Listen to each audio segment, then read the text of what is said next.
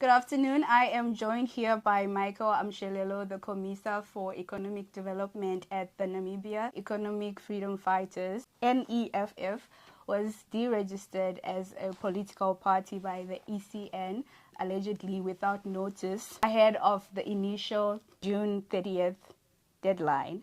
Mr. Michael, I just want to know where does the party stand with the ECN's decision to deregister the NEFF? Well, thank you very much for the question. I think first of all, what needs to be understood is to say that the electoral body or the Electoral Commission of Namibia is one of the institutions that should never be compromised. It's one of the institutions that we should never allow corruption to infiltrate it. And it's one of those institutions that should be like a holy place. Now, the mere fact that on the 24th of April, the ECN had written to us to say that we have until the 30th of June in order for us to comply with the law and set sections of the Electoral Act 5 of 2014 in order for us to basically submit our audited financial reports and to publish those set financial audited reports. Now, funny enough, on the 5th or the 4th of June, they had sent us an email saying that they're happy with the audited reports that we have submitted for 2020 and 2021, and that they look forward to receiving our financials for 2022, 2023, and subsequently also for 2023, 2024. However, on the 17th of June, without giving us any due course or any hearing for us to be heard, because the Electoral Act is quite clear. Before you deregister a political party, that political party must be given an opportunity to be heard, and then we must state our case as to why we have failed to comply. But the ECN did not do anything of that. They immediately sent us a letter to say that our political party has been deregistered, and they went as far as writing to the National Speaker Assembly, Peter Kachavivi, to also remove our 2 members of parliament. So obviously it is clear that the ECN is being politically influenced. It is clear that the ECN is no longer an independent body that can be trusted. In fact, what is funny is if you read today's papers, which is the 28th of June, we have seen that the current ruling corrupt party has also published its financials. We have also seen that other opposition parties have also recently published their financials. So then the question that must be asked is to say that why are other political parties being allowed to publish their reports, but us, we are not being given the same opportunity? It is clear, it is evident that those who are currently in charge of the government, they are afraid of Namibia Economic Freedom Fighters because it's the only true representatives of the masses. It's the only true organization that's honestly and genuinely fighting for our people. And perhaps, they've realized that arresting us is not enough. They have now gone to the lengths of deregistering our political party so that we cannot be part of the 2024 elections. But in any regard, next week, the 5th of July, we'll be having a protest at the ECN headquarters. And what we are simply going to do is we are going to do what the youth of Kenya did, and that is to say that we are no longer going to allow institutions that are corrupt. We are no longer going to allow people who do not want the voice of the voiceless to be heard. And that is why we are going to have a peaceful protest in order for us to demand the re-registration of Namibia Economic Freedom Fighters as a political organization. Right now, the agenda is clear. You see, any political party that is somehow going to favor the neoliberal constitution, the neoliberal the way of things, and neocolonialism, those parties are obviously going to be allowed to take part in the elections. But any party that comes and say that they want to nationalize the land, they want to nationalize banks and things of that sort, those parties unfortunately are not welcome. And Namibia Economic Freedom Fighters is one of those parties. Once we get into power, we are most certainly going to nationalize the land, we are going to nationalize the mines and all strategic sectors of our economy. So all those other, we usually call them gimmick political parties. We call them Mickey Mouse political parties because they are not genuine about changing the status quo of our people. All that they're interested in is becoming part of the elected officials so that they can be called His Excellency, Your Honorable, and all of that. But in genuine, they're still going to work with the puppets, which are the West, in order to continue making sure that our resources are looted, our resources are taken out. So obviously, all the political parties, including the ruling party and opposition, they are all dancing, they are all happy because they know now that Namibia Economic Freedom Fighters is out of the way, at least now the ruling party maybe has a chance again of winning, and this Mickey Mouse Nyakati opposition parties, they maybe can also now get another opportunity to go back to parliament, because we were going to make sure that all these Mickey Mouse nonsensical political parties that are there die a natural death simply by the voters voting for a radical, militant political organization that is there to represent the wishes and the aspirations of the people. Okay. Also, like, in response to this decision, the ECN is saying this was done in accordance to the law. What is the party's response to that? If the ECN is saying this was done in accordance to the law, now the law clearly states that in the event that a political party fails to provide audited statements to the ECN, the electoral body is empowered to appoint auditors in order for them to audit our books, and then once those books have been audited, that cost is then passed on to that political party. So what law are they then talking about? Because you cannot turn around and break the same law that you are pretending to now favor. Because we have a letter also written to us on the 15th of March.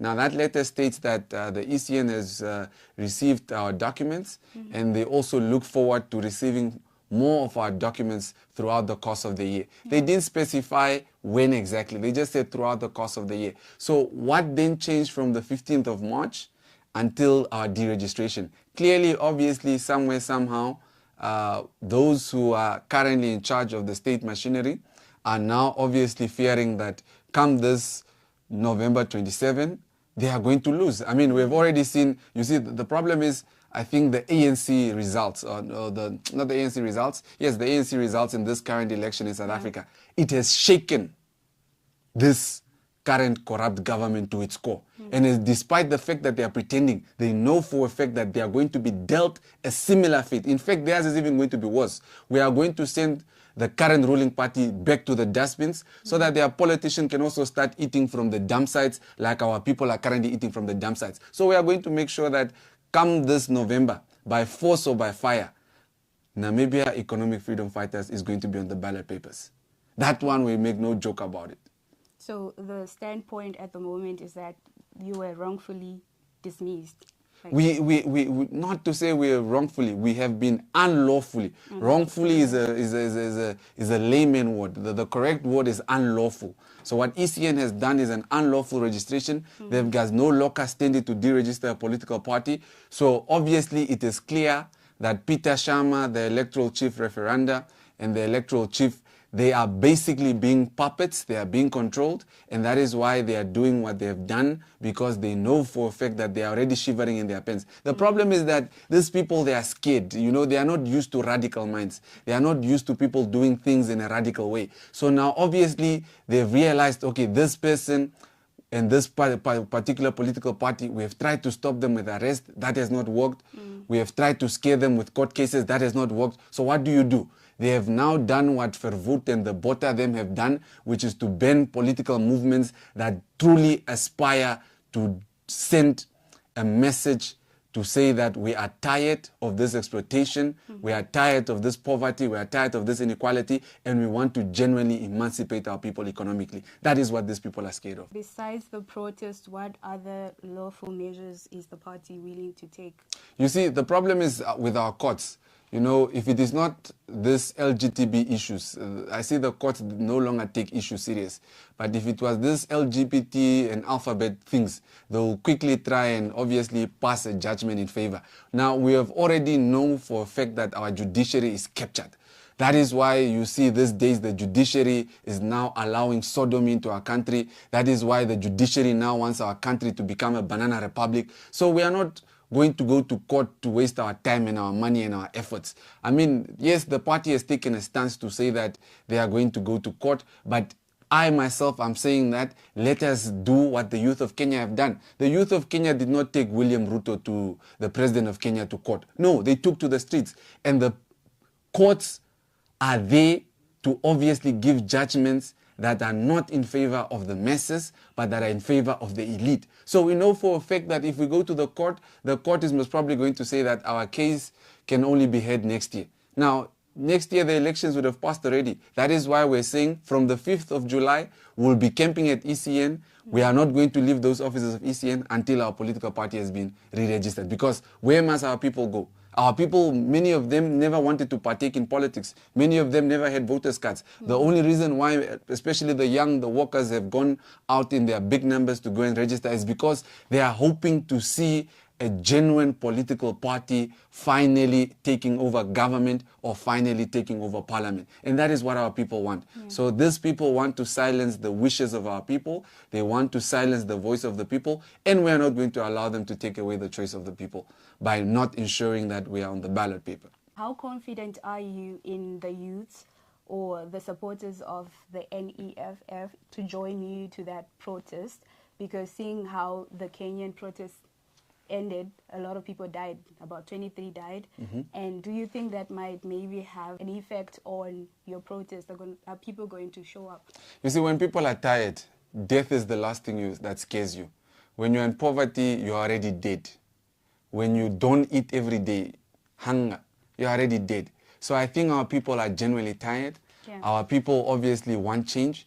And we know for a fact that our people are going to come out in large numbers.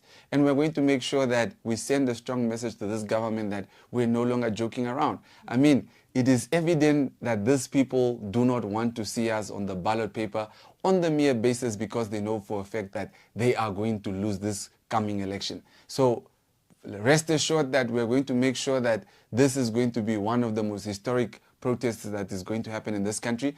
And we are asking all the media houses to be there because the media is the only tool we have against this corrupt government. In fact, in Kenya, what they started doing was they started shutting off the internet because they did not want the rest of the world to see what was going on there. So we are going to make sure that the world sees how corrupt this country is. The world sees that these people want to obviously start already playing with our democracy. Now, we as genuine Namibians must ask ourselves, if ECN is already now starting with its corruption, how then must we trust them to conduct a free and fair election come this November?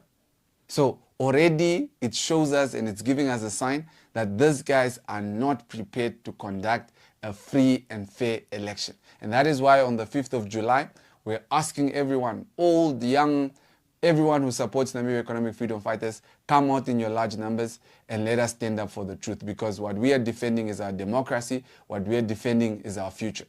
One last question. I just want to know, what are some of your demands from the protest and what outcomes would you like to see afterwards? We only have one demand. That demand is to see the re-registration of Namibia Economic Freedom Fighters as a political party.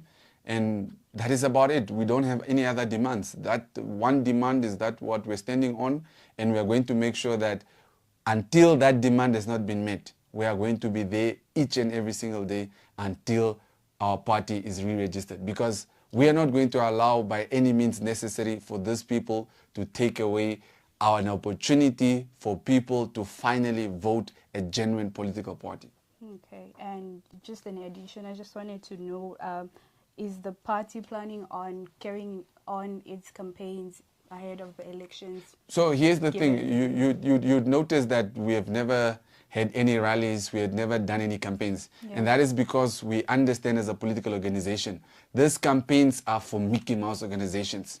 We as a political party will continue fighting for our people, will continue standing with our people. We do not need to go to our people and lie to them. You know, all these political parties right now have money to hire DJs, they have money to hire artists and all of these things. Use that money to feed our people. Use that money to fight for our people. You cannot come and tell me that you are genuine about representing the people. While you are coming there's a tent that is maybe costing 100,000. There's a sound system for another 250,000. The food that you guys have prepared is for another maybe 300,000. And you are genuinely saying that you want to represent the aspirations of our people. So we are not going to carry on with campaigns because we are not a campaign-oriented political movement. As you have noticed, each and every single day we are on the ground. Each and every single day we are fighting for our people because we are not going to wait until November to solve some of the people's issues. We are going to try by any means necessary with the little capabilities that we have to try and fight genuinely for our people. So we are not going to campaign. We will never do any campaigning. All we are going to continue doing is fighting for our people and making sure that our Namibians start to live dignified lives. Just one thing that I need to clarify. You did mention in the statement that was released by the party that your financial statements were submitted in the newspapers. What newspapers were they and when was it? Okay, so yesterday if you go and pick up, I think the Republican and the Namibian Sun, you will realize that we circulated our financial statements there, our audited financial reports, so you're more than welcome to pick up any of those dailies and you'd be able to see our financial audited statements. Those of the people who would also like to access our financial statements, they can go into our WhatsApp platforms or we can send them to them if they're interested in seeing our financial audited reports. And we've got nothing to hide, unfortunately. It's unfortunate that ECN has been reduced to a puppet for certain few individuals or to a certain political group. And unfortunately, we're not going to allow very important institutions such as that to be captured, because that is what you call state capture. Those institutions need to remain independent, they need to remain impartial, and they need to remain fair. It does not matter which political party it should be a case about fairness, and unfortunately, the ECN is no longer a fair body.